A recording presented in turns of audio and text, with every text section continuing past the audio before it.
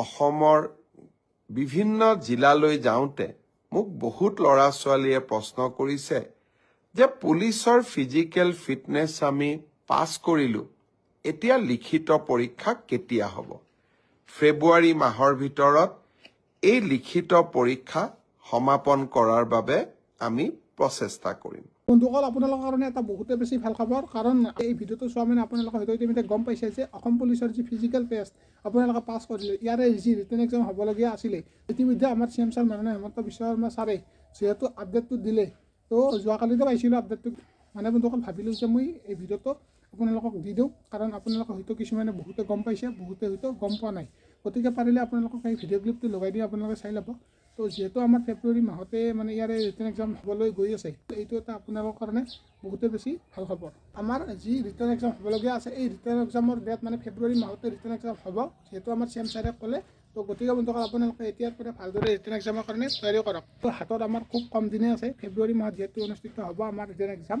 গতিকে বন্ধুসকল, আপোনালোকে হয়তো এইখিনি কথা গম পালে, আপোনালোকে যিমান পাৰে ভিডিঅ'টো সকলো বন্ধু বান্ধৱক শ্বেয়াৰ কৰি দিয়ক, যাতে সকলোৱে গম পায়। আৰু বন্ধুসকল, আপোনালোকে এইখিনি কথাও জানে যে CM ছাৰে যি কয় অফিচিয়েল নটিফিকেশ্যনৰ আগতে CM ছাৰে যি কয়, তো সেইখিনি মানে হয়, সম্পূৰ্ণকৈ হয়, বা আগতে আপডেটটো দিয়ে CM ছাৰে। গতিকে বন্ধুসকল, আপোনালোকৰ কাৰণে বা আমাৰ কাৰণে এটা বহুতে বেছি ভাল খবৰ।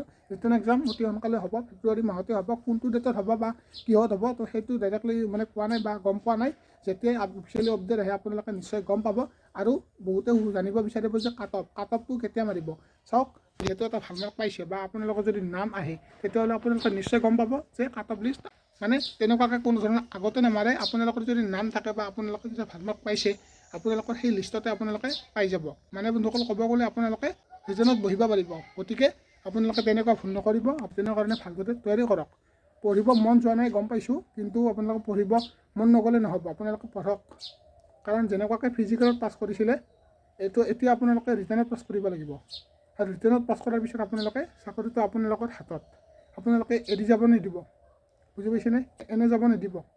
ইমান যে কষ্ট কৰিলে ফিজিকেলত, আপোনালোকে এই ৰিটেনতো আপোনালোকে অলপ কষ্ট কৰক। ৰিটেনত অলপ কষ্ট কৰক, আপোনালোকে নিশ্চয় চাকৰি পাব।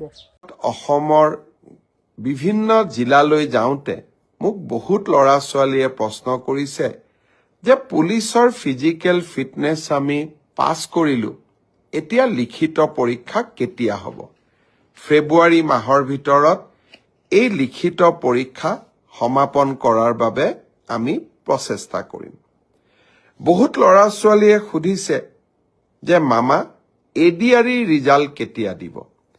ADRE ৰিজাল্টটো আমি তৃতীয় আৰু চতুৰ্থ বৰ্গৰ আটাইকেইটা পৰীক্ষাৰ ৰিজাল্ট আমি ফেব্ৰুৱাৰী মাহৰ শেষৰ ফালে বা মাৰ্চ মাহৰ প্ৰথম সপ্তাহতে দিবৰ বাবে আমি চেষ্টা কৰিম।